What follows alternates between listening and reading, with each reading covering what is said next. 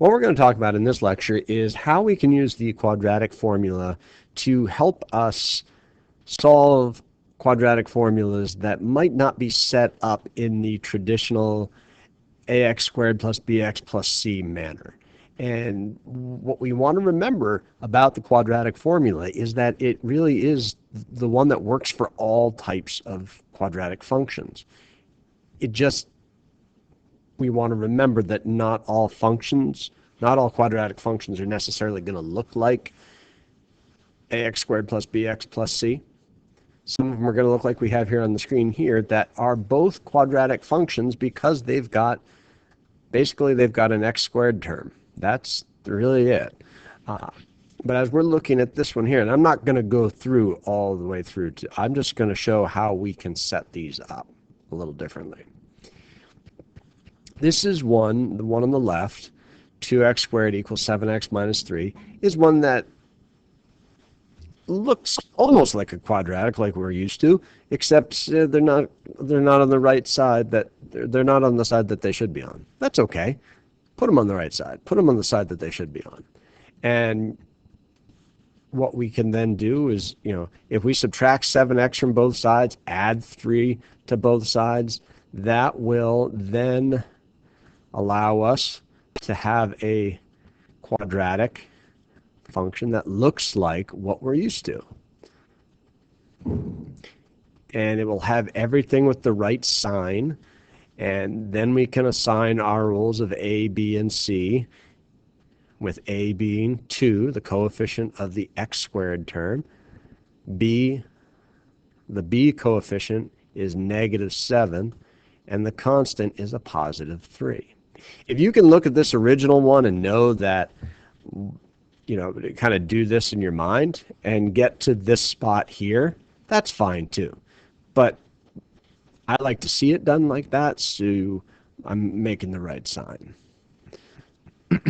This one doesn't look like your typical one that you might apply the quadratic formula to. But it is, and you can use it. What you just have to remember is we need values for all 3 of these variables, a, b, and c. Even like in the case here, they're not necessarily given to us. I'm going to rewrite this one here, which I totally understand we could factor this as a GCF situation. We could factor out a GCF of 2 and get 2 equals x squared minus 3 and figure out what x could be from there.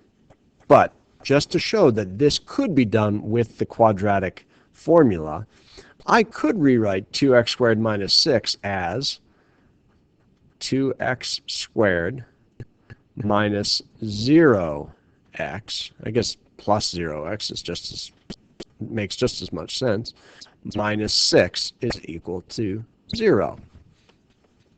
We wouldn't ever write it like that because we know 0x just eliminates that whole middle part of it, leaving us with what we're left with, 2x squared minus 6.